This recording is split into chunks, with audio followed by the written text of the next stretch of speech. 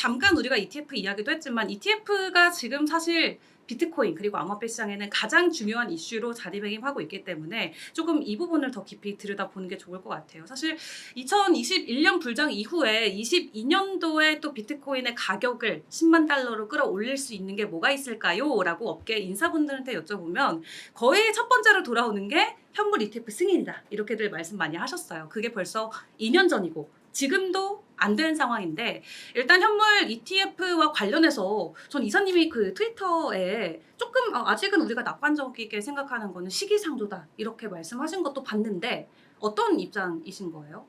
이제 블랙록이 신청하기 전에는 네. 좀 중소형 자산운용사들이 다 파일링을 했었죠. 네.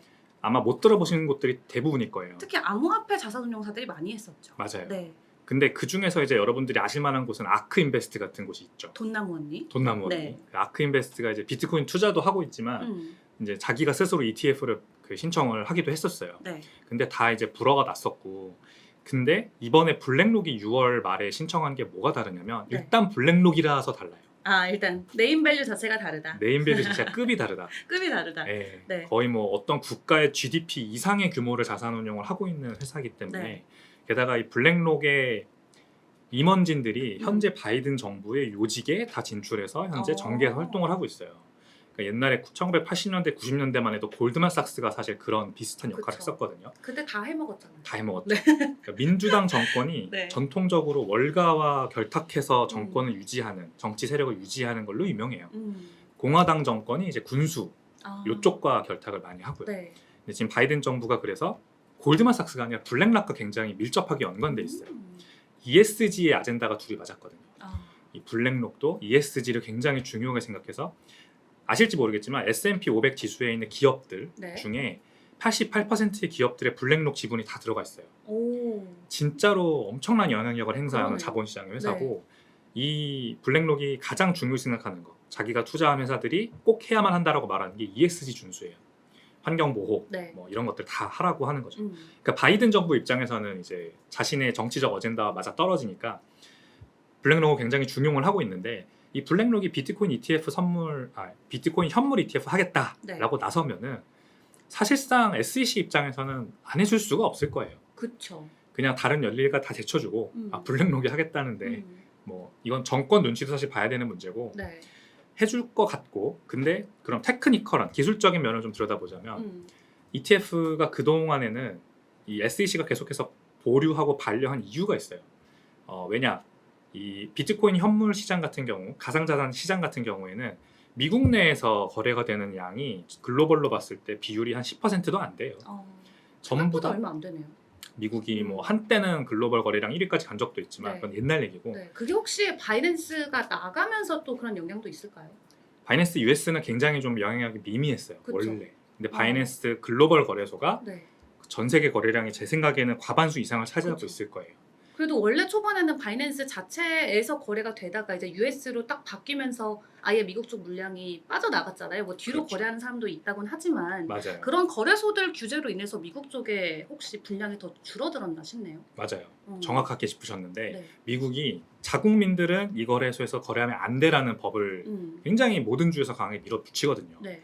그래서 미국 서비스들 보시면 미국인 밖에 안 됨 이런 서비스들 그쵸. 되게 많아요. 특히 핀테크 서비스들. 그래서 바이낸스도 동일한 이유로 미국인한테 계정을 못 만들어주고 있죠. 네. 국제 전화번호가 1로 시작하는 국가는 그래서 바이낸스에 계정 만들기 굉장히 어렵습니다. 미국과 캐나다가 1을 쓰는데 캐나다는 이제 가능하다고 알고 있어요. 네. 어쨌든 그 미국 입장에서 SEC 입장에서는 네. 미국 내에서 거래량이 과반수 이상 발생하지 않으면 SEC가 관리 감독하기 어렵다고 보는 거예요.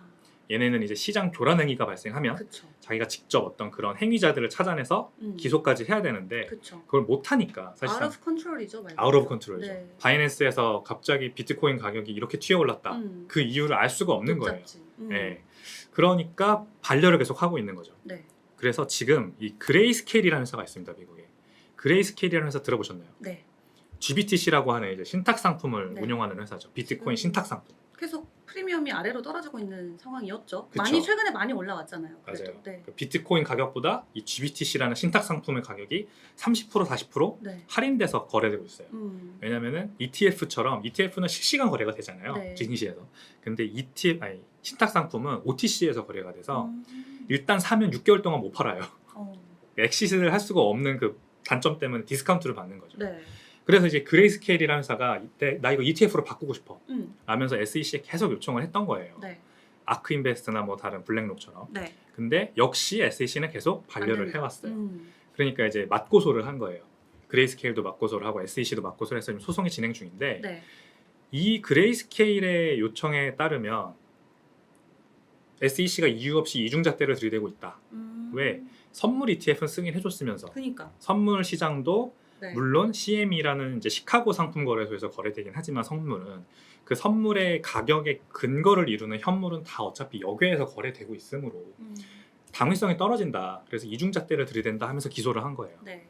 SEC는 이제 아까 말씀드린 대로 내가 관리 감독하기가 어렵다라는 어렵다. 이유로 하는 거고. 네. 근데 블랙록이 여기에서 감시 공유 대상자라는 걸 지정을 합니다. 자기네 파일링에서. 베이스를 코인베이스 거래소를 데려왔죠. 감시 공유 대상자로 지정을 해서 네. 야 만약에 시장에 무슨 일이 발생하면 네가 나스닥 ETF가 거래되는 거래소죠. 나스닥에 계속해서 주기적으로 보고를 해라 라는 식으로 이제 장치를 하나 걸어놓은 거예요. 그래서 지금 SEC는 이거에 대한 판단을 또 이제 하고 있는 겁니다. 먹힐까요? 코인베이스가? 제가 이제 트위터에 적은 내용이 바로 그 내용인데 네. 아마 지금은 승인되지 않을 것 같다. 먹히지 않을 것 같다. 일단은. 네, 왜냐하면 SEC와 아까 말씀드렸죠 제가 SEC와 코인베이스 간의 소송이 진행 중이잖아요. 그렇죠. 미등록 증권 판매 네. 혐의 이 결과가 나오지도 않았는데 코인베이스가 감시 공유 대상자로 들어간 것 때문에 ETF를 승인해주면 네. 코인베이스가 사실 합법적으로 운영하고 그러니까요. 있는 업체가 돼버리는 거니까 그렇죠. 이게 좀 앞뒤가 안 맞죠. 그러니까 결국 SEC의 소송건들이 진짜. 어떻게 진행되느냐에 따라서 ETF의 명운이 네. 달려 있을 것 같고 언젠가는 승인될 거예요. 반드시 승인될 건데 시간 문제라고 저는 이제 생각을 하는 거죠. 약간 SEC 입장에서 조금 진퇴양난의 입장이 될 수밖에 없을 것 같아요. 왜냐하면 그러니까 지금 말 그대로 앞뒤가 지금 안 맞는 행동들을 본인들이 계속 자처해서 하고 있기 때문에 좀 당장 앞에 벌어진 일을 하나둘씩 막고는 있지만 언젠가는 이게 결과적으로 일맥상통하게 다 말이 돼야 되는 시장이 되기 때문에 SEC 입장에서도 버티기가 쉽지 않을 것 같다라는 생각이 듭니다. 어쨌든 현물 ETF 일단 블랙록이 이번에 신청했던 거는 반려로 이어질 가능성은 크지만 말 그대로 언젠가는 이루어진다. 라고 예상을 해주셨는데 혹시 그 시기도 우리가 지금 뭐 조금 이렇게 예상을 해볼 수 있을까요? 일단 그레이스케일 소송 결과를 봐야 되는데요. 네. 그레이스케일 측의 주장에 따르면 9월 안에 소송 결과가 나온다고 해요. 올해 9월이요? 올해 9월. 네. 그래서 당연히 그레이스케일 측 주장이니까 자기네가 승소할 거다. 네. 이렇게 얘기를 했고 그러면 10월 안에는 바로 ETF 승인이 떨어질 거다라고 이제 예측을 했더라고요.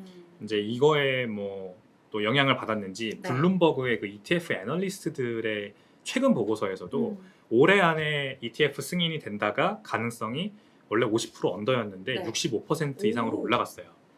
그래서 또 이거는 뭐 업계에서만 나오는 뇌피셜이긴 합니다만 네. 업계에서 이제 업계라고 하는 건 저는 이제 가상자산 업계 말씀드리는 게 아니라 네. 국내 금융 업계를 말씀드리는 건데 ETF 승인 가능성이 꽤 높아 보인다라는 얘기가 많이 들려요. 네. 이 뇌피셜까지 합쳐보면 어쩌면 올해 말 안에 진짜요? 승인될 가능성도 오. 있을 것 같아요. 그러니까 SEC의 정책 기조가 생각보다 빨리 변할 수 있다. 그레이스케일 소송 패소하고 네. 뭐 코인베이스 소송 뭐 결과도 안 좋게 나오고 이런 네. 식으로. 저는 근데 좀 더 보수적으로 보면 네. 그래도 내년까지는 가지 않을까. 내년 내년까지? 상반기까지는 가지 않을까라고 생각을 하는 거죠. 네. 그럼 가장 중요한 게 사실 이게 될 것 같아요. 뭐 현물 투자자들 입장에서 사실 ETF 승인이 하나의 이제 트리거 포인트가 우리 시장에 돼줄 수는 있겠지만 사실 그들이 원하는 건 이거거든요. 그래서 현물 ETF가 승인돼서 비트 가격 오르냐 이게 가장 궁금하신 핵심 질문이 될 것 같아요. ETF가 승인되는 순간 물론 긍정적으로 가격 변동성은 있을 수 있겠죠. 만약에 된다면 어느 정도 선까지 저희가 기대해봐도 되는 거예요? 가격을? 일단 캐나다의 현물 ETF가 승인돼서 네. 토론토 증시에서 이미 거래되고 있거든요.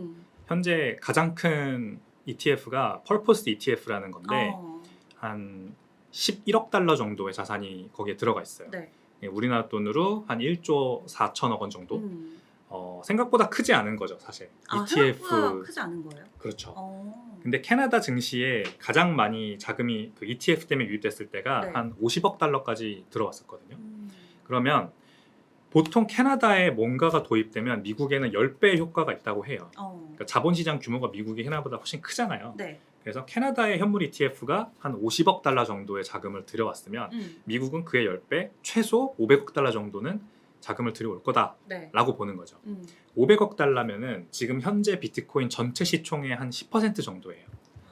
그러니까 5,900억 달러 정도 되거든요. 현재 비트코인 전체 시총이. 네. 그러니까 500억 달러가 새로 유입된다. 그러면은 비트코인 가격도 적어도 10% 정도는 올라갈 수 있다라는 걸 얘기하는 적어도 거죠. 10%. 근데 이건 최소예요. 왜냐하면 굉장히 보수적으로 본 거거든요. 네. 미국 자본시장 규모가 캐나다의 10배 정도만 되는 게 아니라 네. 아시죠? 애플 시총 하나가 그쵸. 영국, 프랑스, 독일 네. 전체 증시보다 더 커요. 하나하나로 봤을 때. 네. 그러니까 ETF에 그러면 왜 사람들이 열광을 하고 들어올 거냐면 제가 초기에 말씀드렸던 그 머니 매니저들이 본격적으로 ETF에 비트코인에 돈을 넣을 수 있기 때문입니다. 네. 그러니까 기업들과 기관 투자자들이 비트코인을 지금 매수하려면 현물을 매수하려면 코인베이스 거래소에 계정을 터서 직접 샀어야만 했어요. 그렇죠. 근데 이 계정을 기관이나 법인 명의로 사는 것 자체가 굉장히 어려운 결정이에요. 왜냐하면 프라이빗 키를 그러면 누가 보관할 거냐? 누가 이제 잃어버리면 어떻게 할 거야? 그 잃어버리면 누가 책임질 거냐? 그 누가 책임져? 네. 기존에 네. 이제 증권에 해당하는 그런 상품들은 엄청나게 많은 다양한 장치들이 있죠. 그래서 그쵸.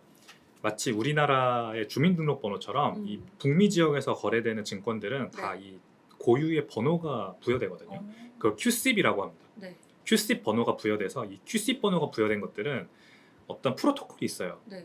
뭐 정기적으로 이렇게 금융규제 당국에 얼마나 많이 거래가 되었고 그 거래 단가는 어떻게 되고 이런 것들이 다 누진적으로 보고가 되게 돼 있고 네. 기록이 돼서 그리고 그러니까 트래킹이 되는 거죠. 네. 이 증권의 어떤 행방 자체가 굉장히 잘 트래킹이 되는데 비트코인은 트래킹이라는 게 없잖아요. 그냥 코인베이스에서 너 얼마 샀다. 그쵸. 갖고 있으니까 끝. 네. 근데 이것도 프라이빗 키를 잃어버리면 큰일 나는 상황이 발생하니까 규제적으로 봤을 때 이 기관 투자자들이 진입할 수 없었던 거거든요. 네. 근데 ETF가 되면은 이제 아까 말씀드린 QCIB 번호가 부여돼요. 비트코인 현물 ETF에. 그러니까 기관 투자자들은 진짜로 본격적으로 내가 여기에 돈 한번 담아볼게 하고 투자를 할 수가 있는 거죠. 네. 아시겠지만 코인베이스 거래소의 그 재무 상태를 보면요. 네. 거래량을 보면요. 80%가 기관 투자자 거래량에서 나오고요. 20%가 리테일한테 나와요. 일반 투자자들한테. 그러면은 우리가 한번 생각해 볼 수 있죠. 아니 코인베이스 거래소가 비트코인 전체 거래량이 글로벌 거래량이 10%도 안 되는 거래량 가지고 있는데 그 안에서 기관 투자자 물량이 80%예요. 그러니까 어떻게든 기관 투자자들이 비트코인을 살려면 코인베이스를 써야만 하니까 그쵸. 지금 쓰고 있는 거예요. 네. 그게 다 ETF로 넘어올 거예요. 근데 글로벌 거래량이 10%도 안 되는 거래량이 지금 코인베이스인데 아시겠지만 자본시장은 미국이 제일 크잖아요. 전 세계에서. 비트코인 현물 ETF를 통해서 본격적으로 이 미국에 있는 기관 투자자들의 자금이 들어올 수 있어요. 얼마나 들어올까요? 금 ETF가 지금 한 2,100조 달러 정도의 자금을 가지고 있어요. 네. 비트코인 ETF 아까 제가 캐나다에 있는 게 11조 달러 정도, 네. 10억 달러 정도 된다고 했죠. 금 ETF가 2,100억 달러, 2,100조가 아니라 2,100억 달러. 네. 캐나다 ETF가 11억 달러. 네. 그러니까 비교가 안 되죠. 그렇죠. 금이 비트코인과 비슷한 동급의 어떤 가치를 가지고 있잖아요. 제 생각에 따르면이지만 여러분들은 뭐 위험자산으로 생각할지 모르겠지만 금도 안전자산이고 저는 네. 비트코인도 안전자산이라 봐요. 그래서 금 ETF에 투자한 사람들의 마인드셋은 해지 자산이에요. 해지. 그렇죠. 그 해지를 비트코인으로 하고 싶은 사람들이 적어도 반이라도 되면은 1,100억 달러 정도가 비트코인 ETF로 유입될 수 있어요. 아까 제가 한 미국이 캐나다의 10배 정도라고 했잖아요. 11억이 1,100이 되는 거니까 100배죠, 이거는. 그렇죠. 최소가 제가 10배라고 한 거잖아요. 그래서 저는 100배도 될 수 있다고 생각해요. 오, 굉장히 정말 희망회로를 저희가 이렇게 그리고 있는데 원래 이제 늘 업계에서 그냥 너무 딱 툭 치면 나오는 말이 야 비트코인 현물 ETF 출시되면 비트 10만 불 그냥 금방 가는 거야 늘 이런 말을 많이 해왔는데 지금 3만 달러 구간에 있기 때문에 정말 이 기관들의 자금이 우리 시장에 들어왔을 때 가격 상승폭 뭐 100배까지도 말씀해 주셨지만 사실 그 누구도 알 수 없는 거고 저는 무엇보다도 투자 심리가 되게 강하게 적용될 것 같은 게 몇 년을 기다렸거든요. 그렇죠. 몇 년을 기다렸고 개인 리테일뿐만 아니라 기관들 입장에서도 들어가고 싶은데 말 그대로 못 들어가고 있었잖아요. 그렇죠. 근데 이거 한 번 되면은 몇 년 동안 우리가 억눌러 왔던 그 투자 심리가 얼마나 증폭될지는 뭐 상황 지켜봐야 알겠지만 저도 조심스럽지만 정말 개인적으로 뭐 이사님께서 말씀하신 정말 그 수준까지는 우리가 올라갈 수 있지 않을까 하는 생각이 들고요.